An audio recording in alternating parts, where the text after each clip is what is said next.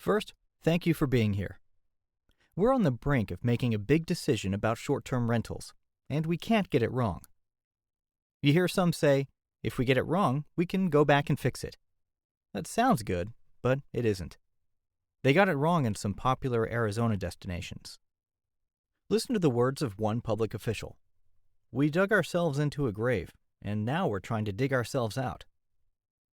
Let's begin by defining a few things so we're all speaking the same language. First, what's a short-term rental? Legally, it's a rental of a residential dwelling for less than 31 consecutive days. But in Barnstable, with our seasonal rental traditions, this definition is not helpful. What we're really talking about are homes used as hotels. Revolving doors that don't stop revolving in our residential neighborhoods. There are two very different kinds of rentals here. We've never heard anyone object to the first kind. Families occasionally rent homes they live in. These rentals are part of our culture and our economy. The other kind of rental is what we're here to talk about.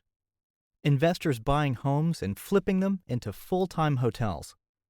This is a residential property that has been changed to all or nearly all commercial use. For some reason, some people always blur these two groups. Let's not. The next thing you'll hear a lot is Airbnb. Airbnb is the giant in short-term rental business. Sometimes we're really talking about Airbnb, and sometimes it's just shorthand for all the vacation rental companies out there. The Cape Cod Realtors Group made it a priority last year to get their own version of Airbnb and HomeAway online. We don't know where that stands, but everyone does want a bigger and bigger piece of this pie. Let's also define investor-owned short-term rental.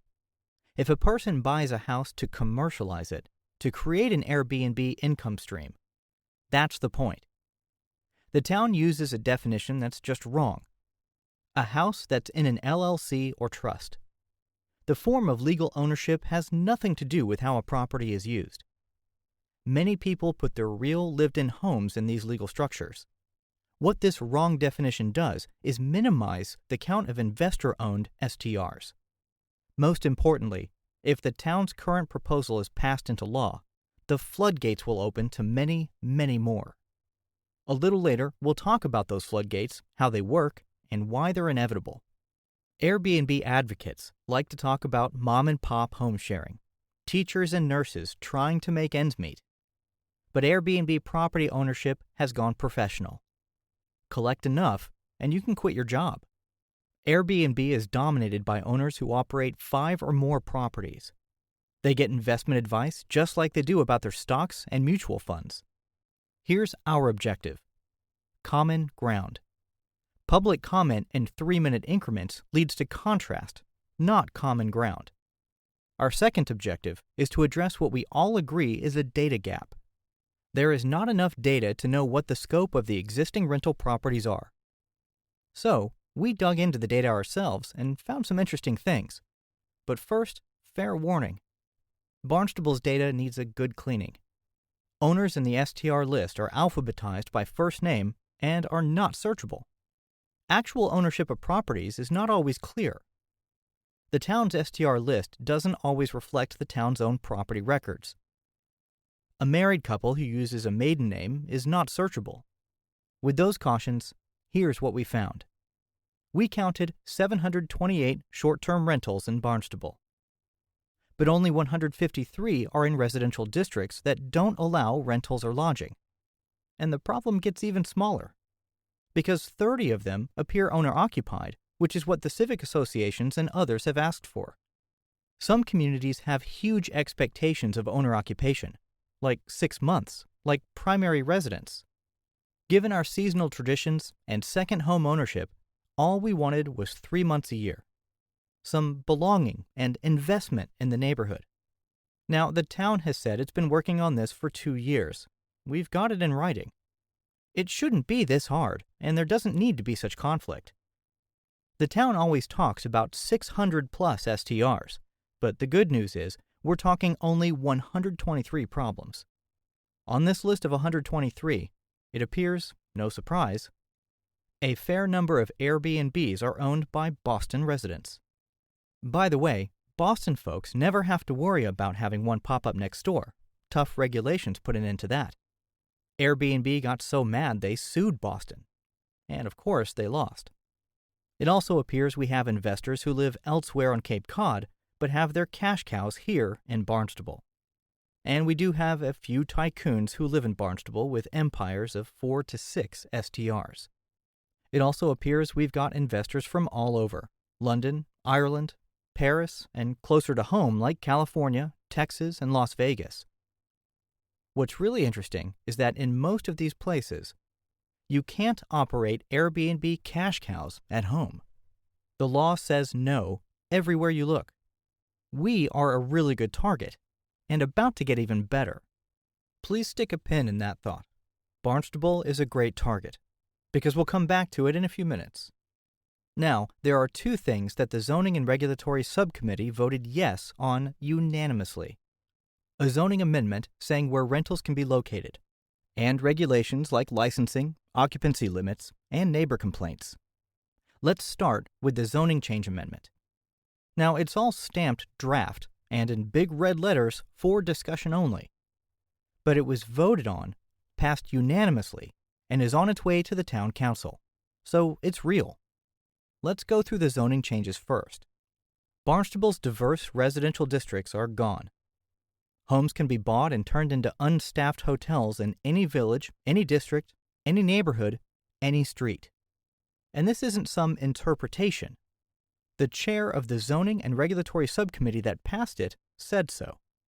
On a news radio call-in show, the counselor was asked about the committee's regulations.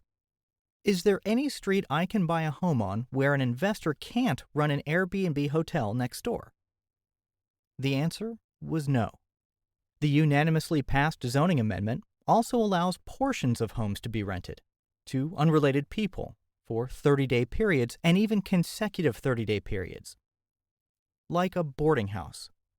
These boarding houses will be okay in every residential district, every neighborhood, every street. And the portions don't need to be just bedrooms. Extra people can sleep in living rooms and sunrooms. And finally, the parking rule. Park anywhere but the front yard. Now, at a recent town council meeting, an interesting question was asked. If I bought a home in a residential neighborhood on a cul-de-sac with 4 homes, do the draft regulations let all of the other homes around me be used as 365 night per year Airbnbs? The town's official answer was yes. This is what the counselors on the committee recommended to the full town council, unanimously. Maybe one of the Airbnbs will be a boarding house, a rooming house, rented out in portions. This next building is in Hyannis. It's the town's first growth incentive zoning. A street-level business, an owner-occupied residence above, and year-round housing on top. Growth incentive zoning gets you a special exemption from regulatory review, and it has many different objectives. To enhance a variety of housing types, to support balanced, year-round economies. This is what this very special property is now. Now let's talk occupancy limits. Residents will have to respect occupancy limits written into the town code for safety, including safety for our delicate and troubled wastewater systems. But the Airbnb or rooming house next door will be exempt. They can stuff 2 people in every bedroom and 2 more in common areas. And if the overstuffed house throws a party that wakes your kids up? Right now, the town's plan is to tell you to call the police. Of course, right now, the entire country is deciding that maybe we ask police to do too much. We call them for noisy parties, when a car blocks us in, for even the most petty concerns. We're going to put Airbnb management on their list? What the town is proposing is big. These changes are big, but they're being downplayed, quite in unison by planning, by zoning enforcement, and even by some town councilors. Zoning is unclear. This is just a clarification. Zoning is uncertain. Zoning is inconsistent. But here's the deal, and we will let you judge. We have different districts, different uses of properties we allow, diverse accessory uses, which speaks to rentals, and diverse conditional uses, which also speaks to rentals. In these districts, the only use allowed is single-family homes. You won't find any lodging, any commercial use, any room rentals. Pretty clear. In these districts, we expect single-family homes. We also allow families to rent to less than 3 non-family members. We'll give out permits for home rentals and support some B&Bs. This residential district will allow nursing and retirement homes as long as they're on a minimum of 5 acres. Pretty clear. In these residential districts, we expect single-family homes, welcome Airbnbs, and can rent some rooms. And here we allow rentals. Most important, when people bought their homes in these districts, they relied on this residential zoning, which will, if the town continues, be gone. Zoning is a covenant, a promise between local governments and homeowners that neighborhoods will not adversely change. It's hard not to call this an adverse change. And from the data we've seen, we seem to be doing it to resolve zoning problems with 123 investor-operated Airbnbs. Now, I asked you to stick a pin in a thought, and we'd come back to it. Here it is. The current proposal makes Barnstable a really good target for investors who want to turn houses into Airbnb cash cows. How does that work? I'll show you. The town is about to open the floodgates. Airbnb hotels operated everywhere. No zoning restrictions, no residency requirements for the owner. These permissive ideas can take us from 123 to 223 to 323 to 1,023 pretty fast. Here's how. Airbnb has spawned other businesses online that help people find their cash cows. You can sit on your sofa and explore everywhere. The advice is to find benign regulatory environments. These are typically not in tourist hubs like Cape Cod, like Barnstable, because tourist hubs have pretty much laid down the law. Here's another service that ranks best buys based on their zoning laws and regulations about owner occupation. This is one way those Santa Monica investors who have strict rules at home can find out that Barnstable is easy pickings. Realtor.com got in here too. Angry neighbors and town councils have made cash cows harder and harder to find. They're shutting them down. So the realtors got a data analysis team out there to identify markets where you can still invest. Barnstable's proposed zoning changes will put us high up on the target list, wouldn't they? The fact is, we could have modeled our rules on many, many other successful destinations that have gotten themselves off the target list. We didn't. If we followed all the other good, mainstream examples, we could know what our future would look like. We'd have some ability to predict based on their results. We didn't. But there are a very small number of popular destinations that are as permissive as Barnstable plans to be. I mentioned at the start how a public official in Arizona said they dug themselves into a grave. Let's look at one of them, Sedona, Arizona. There are no meaningful Airbnb restrictions in Red Rock Country. No residential zoning protections, no residency requirements. It's a lot like Barnstable's proposal. 30% of homes in Sedona are now Airbnbs. 70% of them are owned by out-of-state investors, people who thought, hey, I could run a profitable place in Sedona, nothing in my way. And look at the number of housing units versus real long-term rentals. There's a housing crisis for you. Families have left, schools have closed. This is what happens. And anyone can use Google to find it. Evidence of success and failure is out there. We don't need 2 years, speculation, and a promise to fix problems later when they inevitably arrive. Google the Airbnb effect. You'll get about 10 million results. Airbnb drives housing availability down and housing costs up. It's such a reliable syndrome, such a plan, cause, and effect, it has a name. The Airbnb effect. High up on your Google results will be George Washington University, McGill, Forbes, Harvard Business Review. So let's get real about Barnstable and what we want and need here. We already have a housing crisis. No one disputes that. The Town Council's strategic plan calls for housing initiatives that serve diverse ages, incomes, and needs. It's hard to see how the town's STR proposal does anything but add to that problem. And it's time to expect consistency between what our officials say and what they do.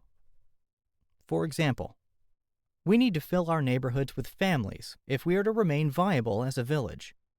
A few weeks ago, this same councilor voted to sell our residential districts out to profiteers and tourists, and make them places no one would want to raise their kids.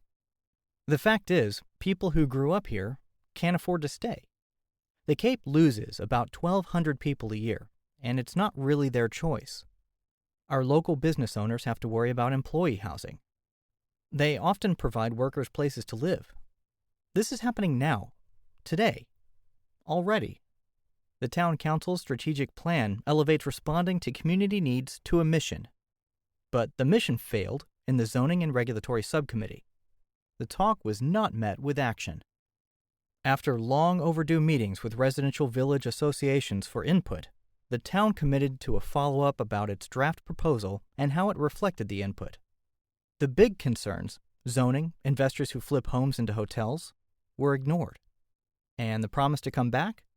Never happened. There was talk of handicap access requirements for Airbnbs. After all, they're public accommodations. There was recognition that investor-owned properties and the length of stay were residents' biggest concerns. Nothing was done to address them. When it comes to these policy decisions, the town says, and the press dutifully reports, that our officials say they can do whatever the community wants. But they haven't even tried yet. In fact, they spin. And we're not picking on the assistant town manager here. We've heard the teacher and nurse thing from a lot of staff and officials. The needs of a couple who spend their life savings on a retirement home in our residential neighborhood to avoid living next door to a de facto hotel is just as important as the needs of a teacher or a nurse who relies on that summer rental income to pay their mortgage that enables them to live on Cape Cod. Let's unpack this. The needs of that couple who spent everything on a retirement home in a residential neighborhood and doesn't deserve to wake up next to a de facto hotel next door?